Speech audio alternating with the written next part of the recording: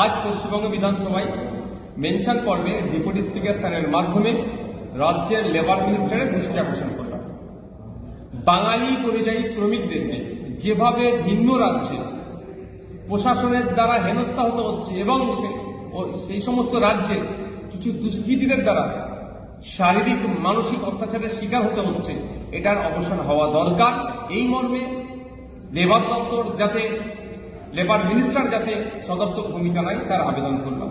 আমরা জানি আমাদের পশ্চিমবাংলা থেকে 21 থেকে 22 লক্ষ অফিসিয়াল ডেটা অনুযায়ী শ্রমিক ভিন্ন রাজ্যে কাজ করছে। আহমেদাবাদে আছে, গুজরাটে আছে, তেলেঙ্গানাতে আছে, মহারাষ্ট্রে আছে, উড়িষ্যাতে আছে, আসামে আছে, হরিয়ানাতে আছে, বিভিন্ন রাজ্যে কাজ করছে। আর বিভিন্ন রাজ্যের শ্রমিক আমাদের রাজ্যে প্রায় 2 কোটি মতো আছে।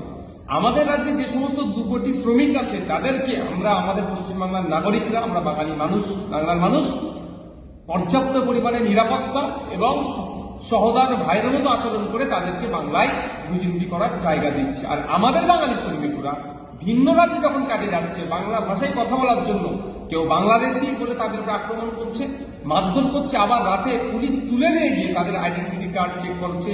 অনেক সময় দেখছি গরু ছাগলকে যেভাবে বাজার থেকে কিনে নিয়ে যায় সেই রৌদ্রতে তাদেরকে হাঁটাচ্ছে, মানে সম্পূর্ণরূপে অমানসিক অত্যাচার হচ্ছে। আর কিছু কিছু জায়গায় বাংলা ভাষায় কথা বলার জন্য তাদেরকে মারধর করছে দুষ্কৃতীরা, তাদেরকে বলছে বাংলায় ফিরে, তোরা ওয়েস্ট বেঙ্গলে ফিরে যা, তোরা বাংলাদেশে এখানে থাকবি না বলে তাড়াচ্ছে।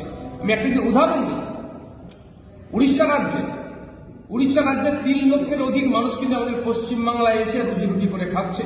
আমরা তাদেরকে শান্তির সাথে বাংলায় আপ্যায়ন করছি, তাদেরকে আমরা নিরাপত্তা দিচ্ছি। আর আমাদের পশ্চিমবাংলার মাত্র 30,000 মানুষ উড়িষ্যায় কাজ করে, তাদের উপরে এত অত্যাচার হচ্ছে কেন?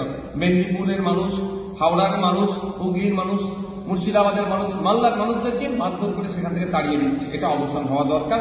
এই জন্য আজকে আমাদের রাজ্যের বিধানসভায় যেখানে আইন তৈরি হয় সেই হাউসে রাজ্যের শ্রমমন্ত্রীকে দৃষ্টি আকর্ষণ করেছিল।